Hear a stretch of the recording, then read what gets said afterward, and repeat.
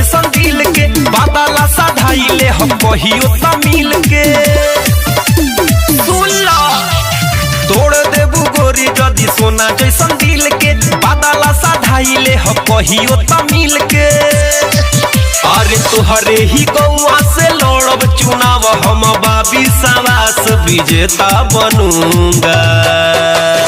जी हाँ मतदाता मालिको, ग्राम पंचायत राज प्रेमपुर से प्रेम करने वाला एक प्रेमी मुखिया उम्मीदवार भोजपुरी के जाने माने सुपरस्टार कलाकार अमित पटेल को अपना कीमती वोट देकर विजयी बनावे और सबके दिलों का चहेता बनूंगा, तोरा चाहत में पगला के नेता बनूंगा।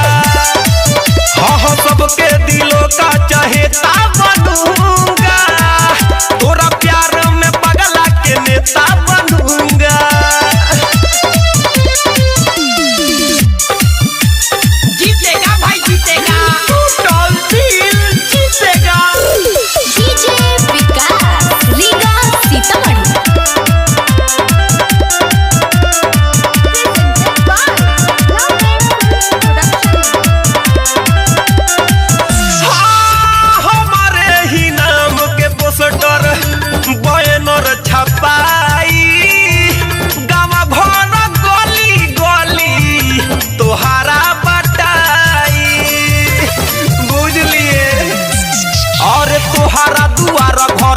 ये पसाटी देखी देखी भीतर भीतर तोरा फाटी भाई के तोहारा दोस्त बनाई सब दुखियन के बेटा बनूंगा।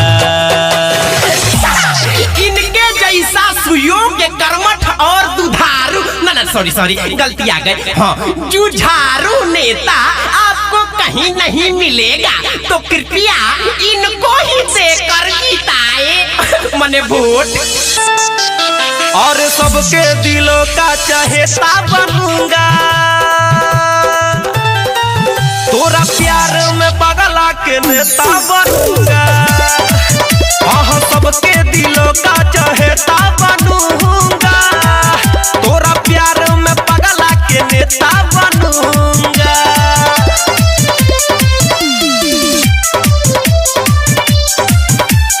म्यूजिक बाय विकेश भोजपुरिया।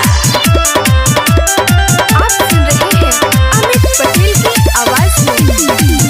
हो सभा के आयोजन होई रोजाना, अमित के संगे होई है परदीप दीवाना। भले लाग जाओ चाहे के तनो भी खराचा, घरे घरे सुन होई हमरे ही चर्चा। अरे तुहरे करनवा सुन मुस्कानवा, गायक से अब अभिनेता बनूंगा।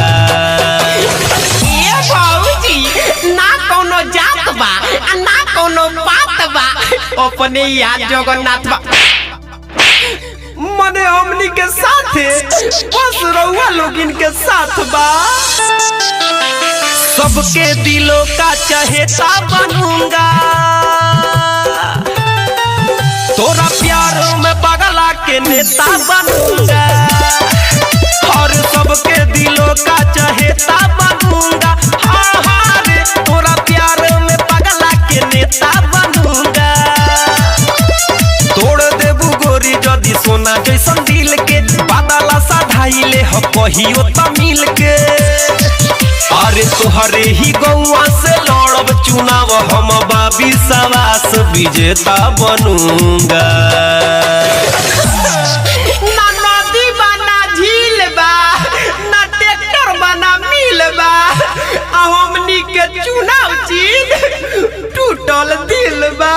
ए भौजी हमनी के देबू नु भगवैया मारत काय बड़ो वोटे नु मांगतानी। और सबके दिलों का चहेता बनूंगा, तोरा चाहत में पगला के नेता बनूंगा।